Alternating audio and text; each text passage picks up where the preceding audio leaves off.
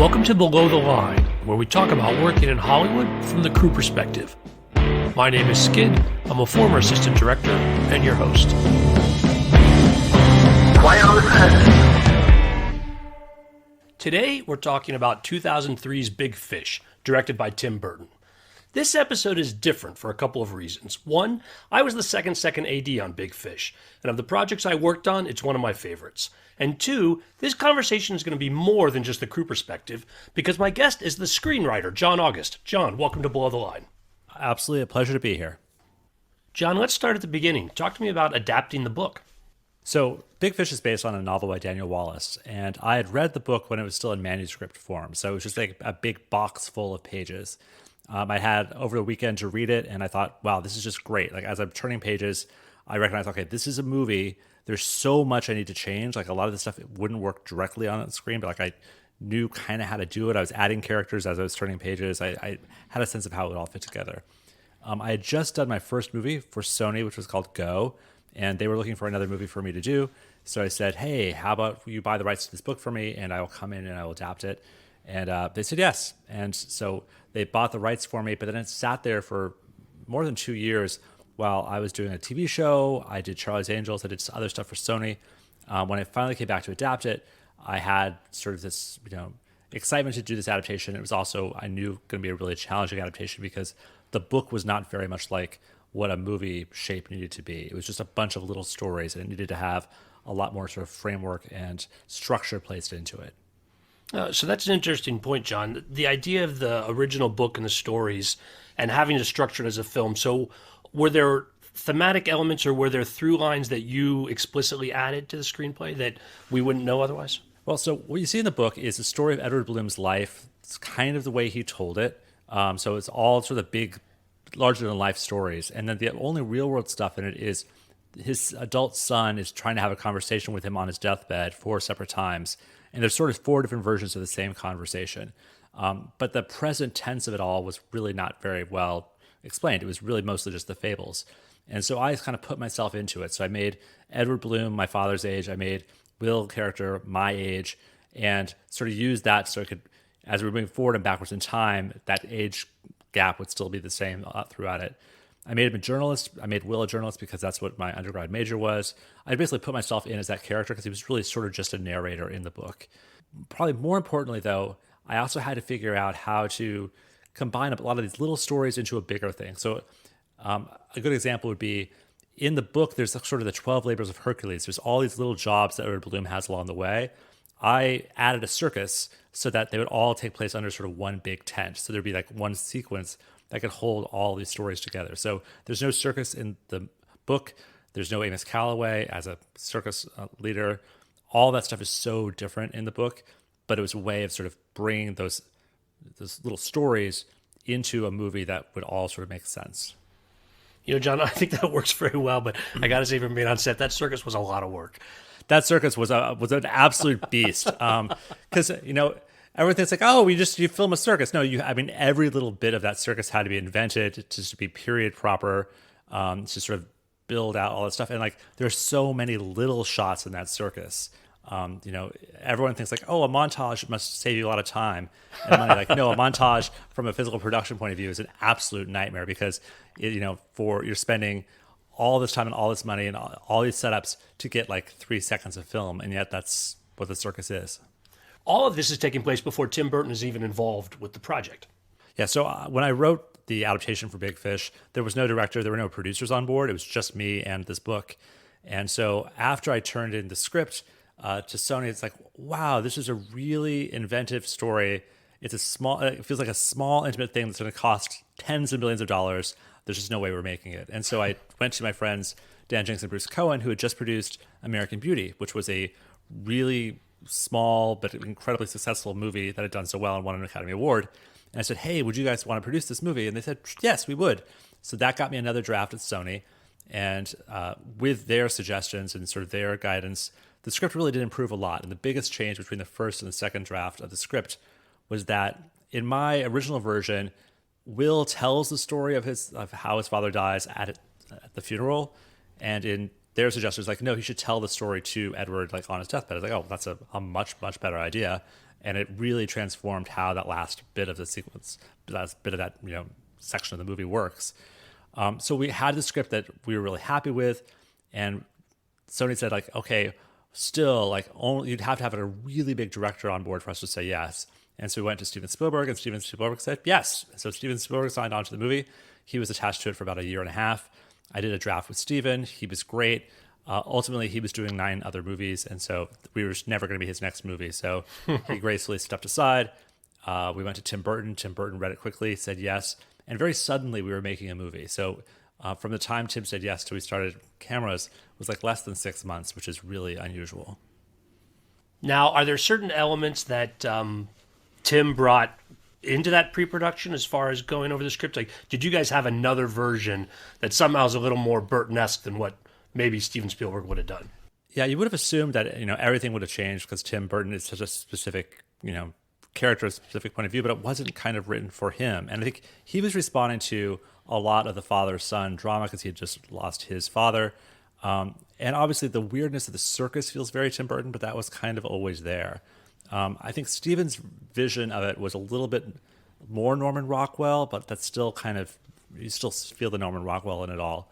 The witch feels very Tim Burton, but that was always described that way. So it was just a really lucky fit that it fits so well to Tim's brain. I would say of all of Tim's movies, though, it feels probably the least like a Tim Burton movie. Like that or maybe Planet of the Apes. It doesn't feel so uniquely him, and yet it fits him really nicely.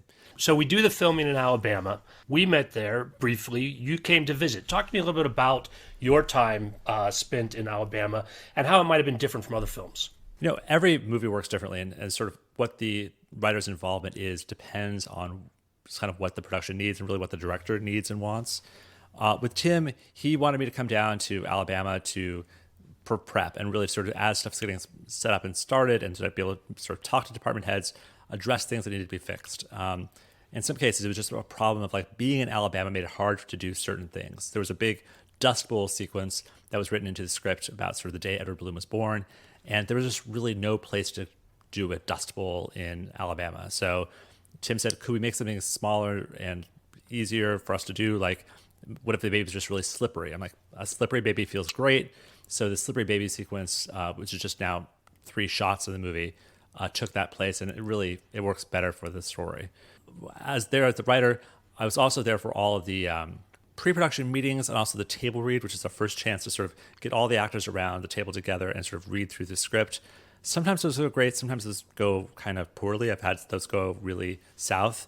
In this case, it was good because everyone was kind of on the same basic page. They'd already met with dialect coaches, so we were all in the same southern space in terms of accents. It was just a chance for actors to ask me, like, what does this line really mean? How am I supposed to be playing this in order for this to make sense? One of my first moments in Alabama was I just got into my hotel room and the phone rings. I pick it up and it's Danny DeVito saying, "John, hey, this is Danny DeVito. How do I say this line?" And so I sort of gave him my line reading to Danny DeVito, an actor I'd never met, on sort of like what I thought Amos Calloway was trying to communicate there. So it's fun when a writer can be a part of that, but too often you're not really included in that early pre-production stuff. And so the early pre-production, and you were also there a while when we started filming, but not that long as I recall. Is that because there were so few changes, or were there other reasons that, I don't know? Well, again, every movie is different. And so like on Go, which was my first film, we shot literally word for word of the script. So we weren't making any changes, and yet I needed to be there every moment because it was really a challenge to sort of get stuff up and going. I ended up directing a second unit. It was always chaos.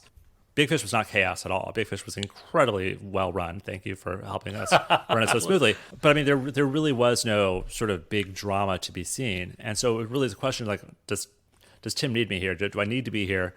And so on the first day of filming, the first shots were outside the Bloom household. It was Will and Josephine coming to meet their mom and then going into the house.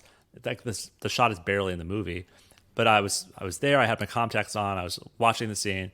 And as I think his camera was turning around, I came up to Tim, very respectfully and said, like, "Tim, that was fantastic. An opportunity here would be if you wanted to do this, or get this little moment."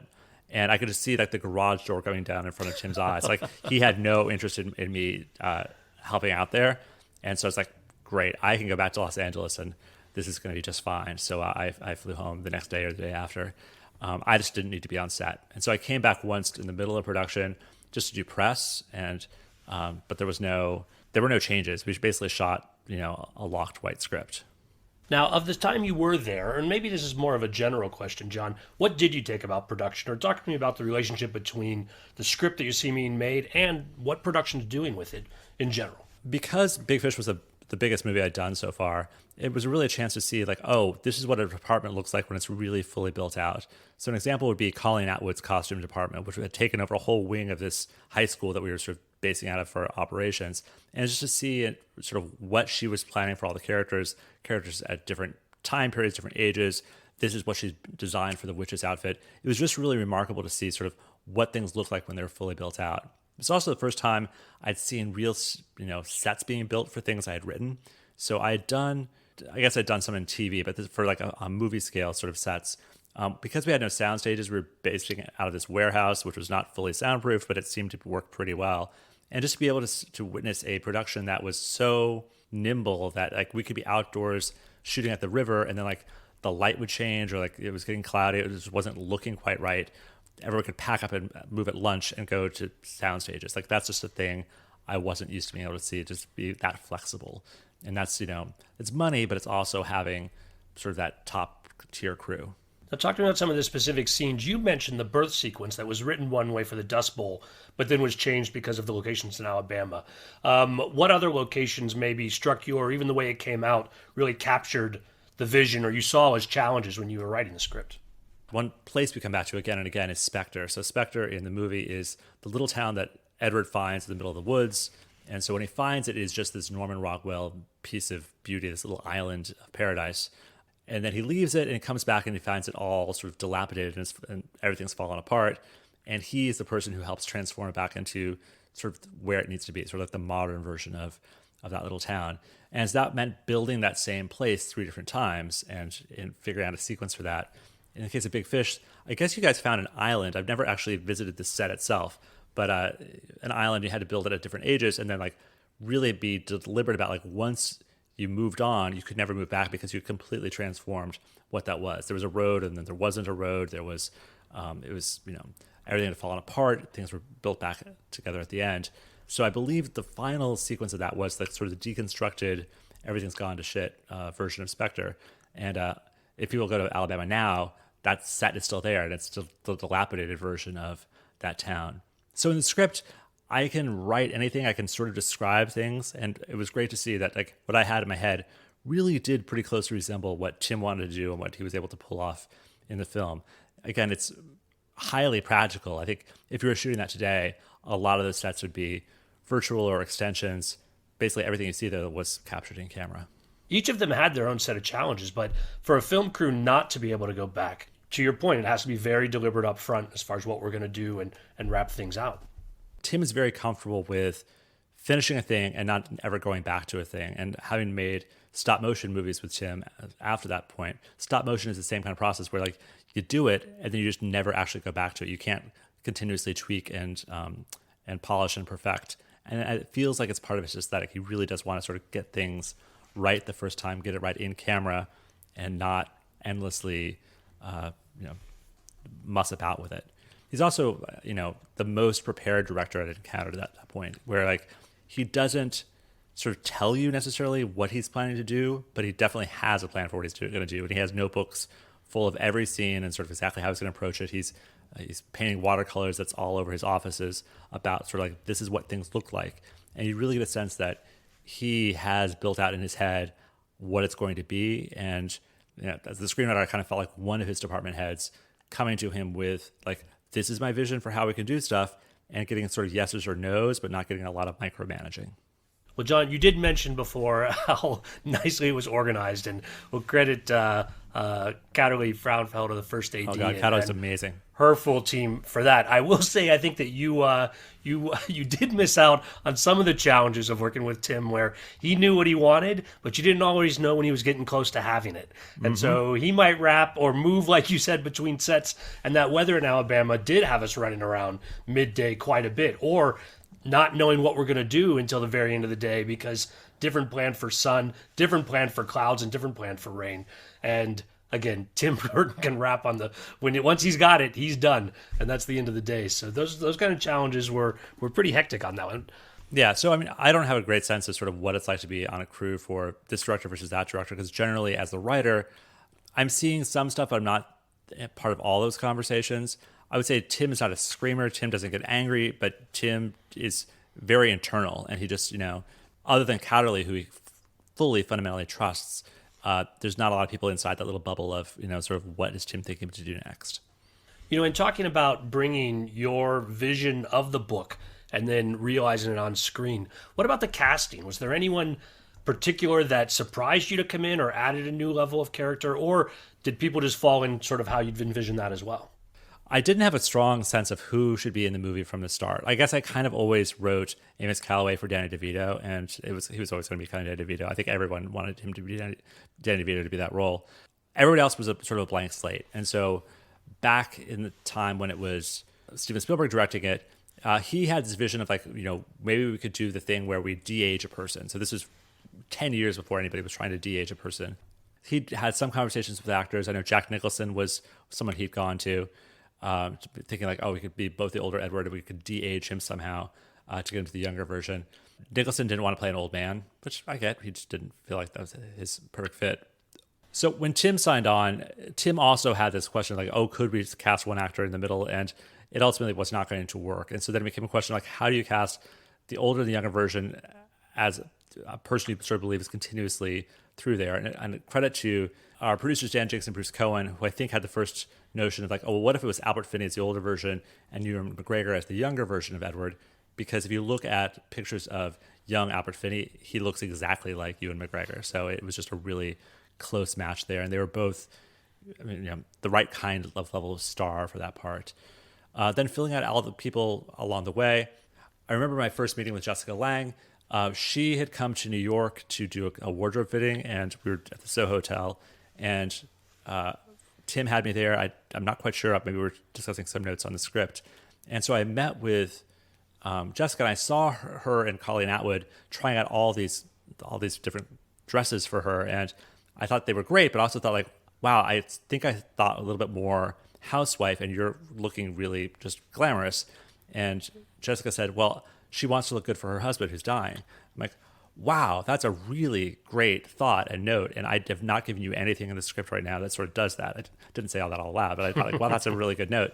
And so that night on Hotel Stationery, I wrote the bathtub scene between Jessica and Albert Finney. So that was a case of an early conversation with an actor really became an iconic moment. So I showed it to Tim first, and then Tim showed it to Jessica, and everyone was like, yes, let's do that.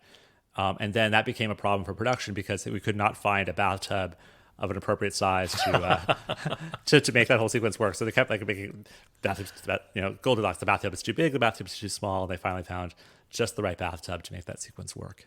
I have a hard time sort of picturing the movie without that now. And as we've done other versions of Big Fish on stage, we always need to find the bathtub as an idea doesn't work on stage, but how do we get that same emotion, that same connection, and that same ideal through to the audience? Well, we're talking about the emotion and the connection with the audience.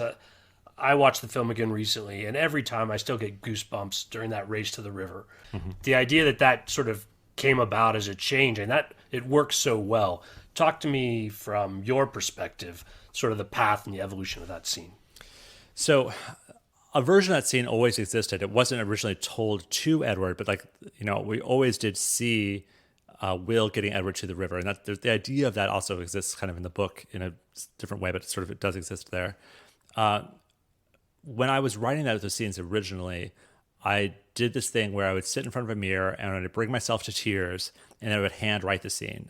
And it feels incredibly method. It feels so using your affective memory to sort of get to that stuff. But I think it works, honestly. And the reason why people break down crying as they're reading the script rather than just watching the movie is because I really had gotten myself to that place, and somehow all the words I picked and how I was going from moment to moment just really did a thing, and it sort of unlocked an emotional reaction to the words you're seeing on the page, and ultimately what Tim was able to shoot.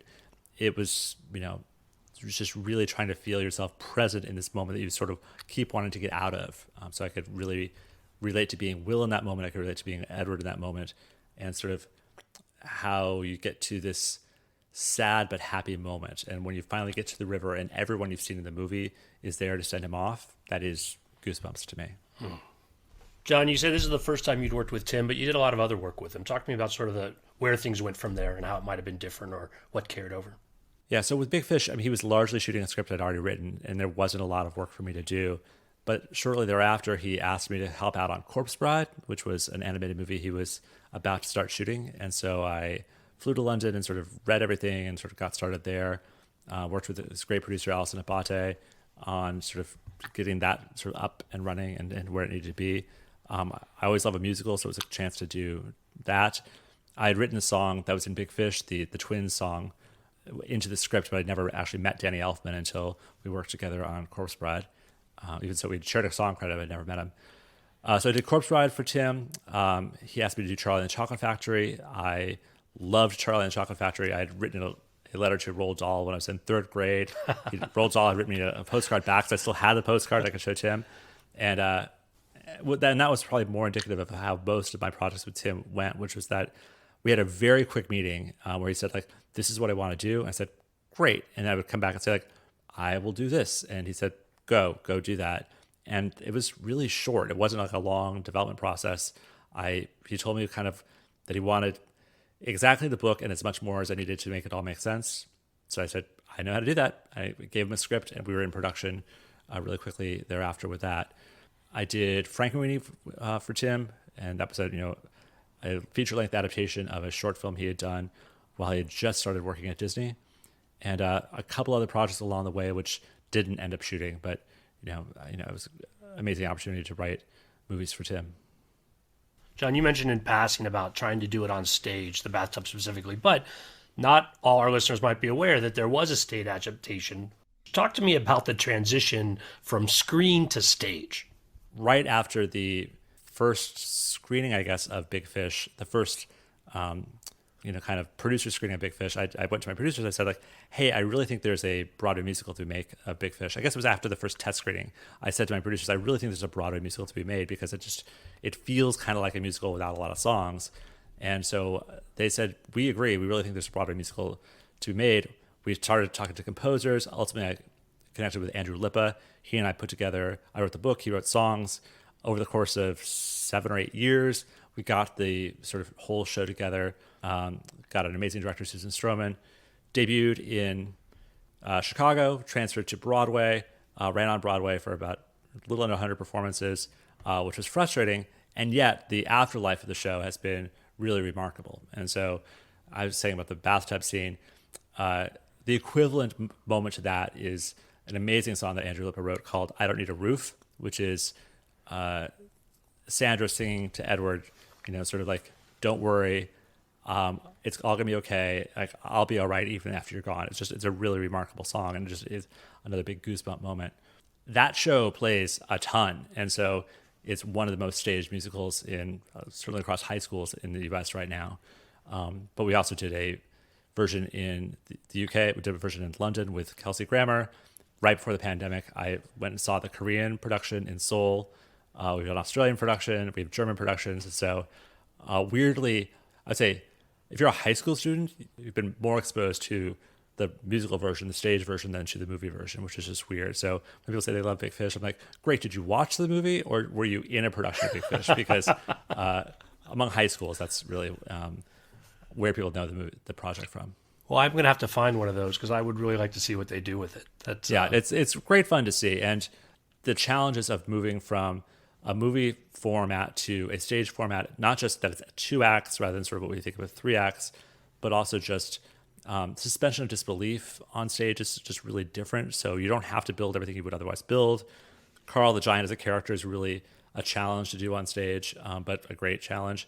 But something like Spectre is very much a movie idea, like this little town that exists nowhere, and how you differentiate between Ashton, which is the town that he starts in, and this little town of Spectre.